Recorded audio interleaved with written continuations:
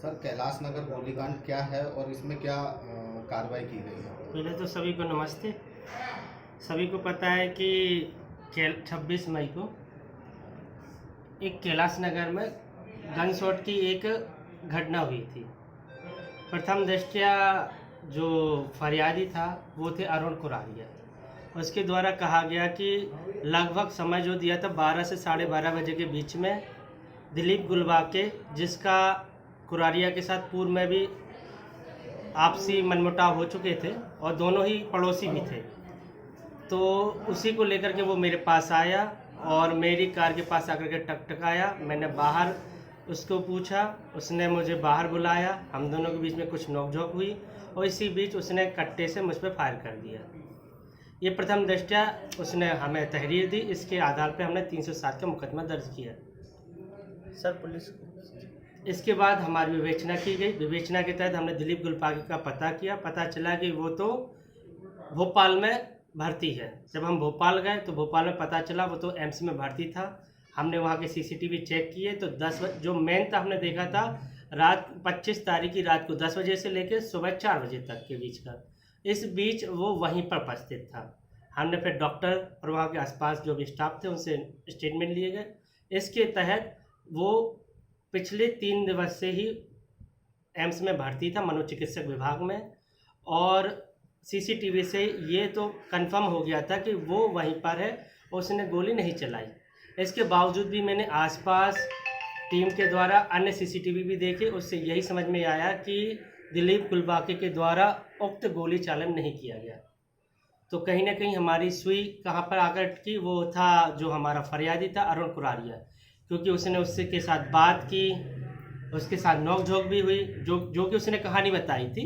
उसके तहत ये तो कंफर्म हो गया था, अगर वो होता तो उसको सोचने समझने में किसी प्रकार की कोई गड़बड़ी नहीं होती, क्योंकि उसको बचपन से ही देखता आया है दिलीप गुलबाके को, और साथ में नोकझोंक भी हुई, तो कहीं ना कहीं उसको पहचानने में कोई गलती नहीं होती। फिर हमने हिकमत अमली और कड़ी तहत फिर टीआई साहब, जो कि टीआई सारणी है रत्नाकर हेंगवे जी, टीआई चौपना खान साहब, इन सभी ने फिर पूछताछ की। फिर हमारी जो लीडर हैं एसपी मैम, कप्तान, जिले की कप्तान, उनके द्वारा भी पूछताछ की गई। उसके तहत जो निष्कर्ष निकला वो ये था कि उक्त फरियादी के पास पिछले 4 महीने से एक कट्टा था, जो कट्टा उसने इटारसी से लिया हुआ था।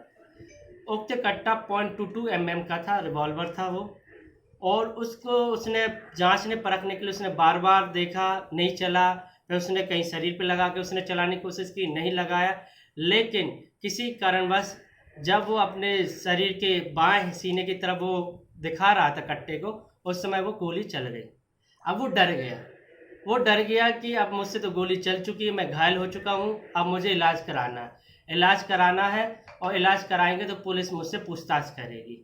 और इस प्रकार से वो डर से उसको जिससे उसकी सबसे पुरानी दुश्मनी थी, तो उसका नाम उसने एफआईआर और तहरीर के तहत दिया, जो कि ये घटना थी। और वास्तव में ये जो गोली चली है, ये गोली उसके स्वयं के द्वारा चली गई है। सर फरियादी के अनुसार जो शिकायत करने के बाद जो आरोपी के खिलाफ धारा 307 लगी है, तो उसमें अब क्या किया जाएगा? वो 307 की धारा उससे हट जाएगी, क्योंकि जो एविडेंस हम उसमें सम्मिलित करेंगे। सीसीटीवी का और एम्स के जो उसकी भर्ती और डिस्चार्ज के सारे लेटर लगेंगे।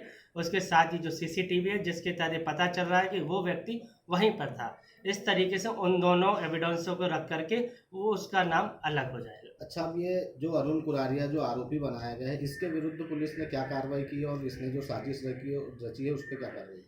अभी तो इस पे विवेचना अभी कंटिन्यू चल ही रही है। इस पे आगे इस पर जो भी झूठा मुकदमा उसने दूसरे पर दर्ज कराया, उसके तहत आईपीसी की धारा के तहत कार्रवाई की जाएगी। सर इस घटना में जो कट्टे का इस्तेमाल हुआ आप बता रहे हो, वो बरामद हो गया है सर?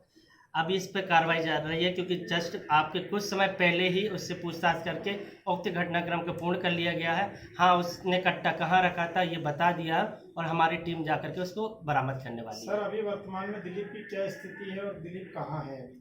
दिलीप अभी जो कि उसका घर है यहीं पर पाताखेड़ा के शोभापुर जगह में, और संभवतः वो शायद WCL के हॉस्पिटल में है। सर इसके पहले संभवतः इसका भी कंफर्म नहीं है। संभवतः इसलिए कहा जा रहा है क्योंकि उसके जो परिवार है वाले हैं वो कह रहे हैं कि पाताखेड़ा पुलिस ने चौकी में रखा है उसे, वो मानसिक रूप से ठीक नहीं है उसकी स्थिति। उसको इलाज की जरूरत अभी पूर्व में उससे पूछताछ के लिए बात की गई थी, लेकिन जब पुलिस के द्वारा ये कंफर्म हो गया था कि उक्त व्यक्ति नहीं है, उसके बाद पुलिस द्वारा उसको अलग कर दिया गया है, उसको नहीं रखा गया था। ठीक सर।